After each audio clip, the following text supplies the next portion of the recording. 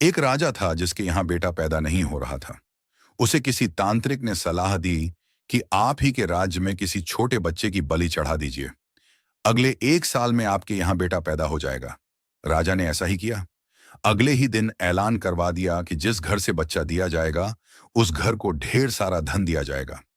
राजा का यह ऐलान एक गरीब परिवार ने सुना तो अपने घर के सबसे छोटे बच्चे को भेज दिया कि यह बच्चा हमारे किसी काम का नहीं, इसे रख लो। अब बलि चढ़ाने की पूरी तैयारी हो गई। राजा ने बच्चे से पूछा, कोई तुम्हारी आखिरी इच्छा तो? बच्चा बोला, मुझे बस थोड़ी सी गिल्ली मिट्टी लाकर दे दो।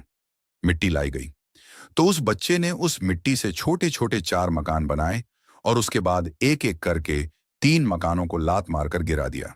एक को रहने दिया और उसके सामने हाथ जोड़कर दुआ की और राजा को बोला, अब मेरी बलि चढ़ा दो।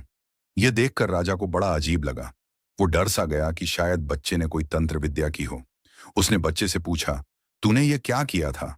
तो बच्चा बोला, पहला मकान गिराया जो मेरे माँ बाप का था, जिन्होंने सिर्फ पैसों के लिए मुझे बेच दिया। दूसरा मकान रिश्तेदारों का था, उन्होंने भी मेरे माँ बाप को ऐसा करने से रोका नहीं, तो उनका भी मकान गिरा दिया। तीसरा, राजा जी आपका आपका तो काम है लोगों की रक्षा करना, लेकिन आप भी अपने लालच के लिए रक्षक से भक्षक बन गए।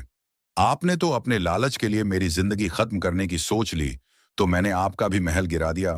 और यह चौथा मेरे भगवान का घर है, उसके सामने मैंने हाथ जोड़कर कह दिया कि अब सब तू संभाल लेना।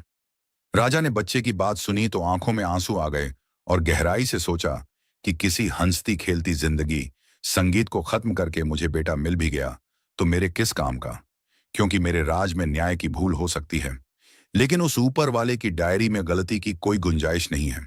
राजा ने रोते हुए बच्चे को गले लगा लिया और बोला, आज से तू ही मेरा बेटा है।